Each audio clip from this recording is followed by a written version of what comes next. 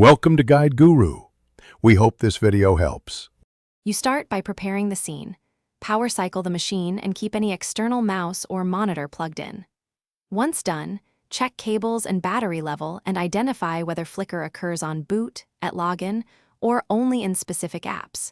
You need to know if the issue is persistent or context-specific, because that determines whether you pursue driver, settings, or hardware fixes.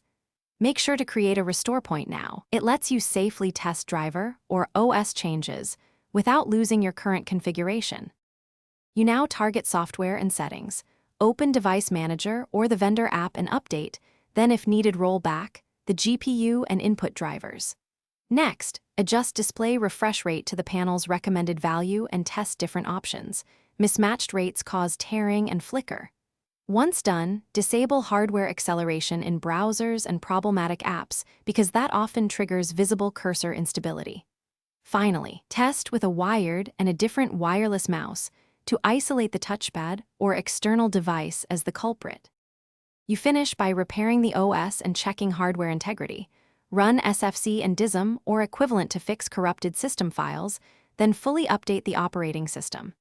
If flicker persists, reset display and USB cables and try another monitor or mouse to confirm hardware failure.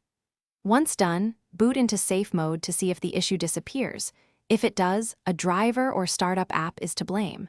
Troubleshooting tip: if nothing helps, document when flicker occurs and contact the device manufacturer with logs and steps you performed.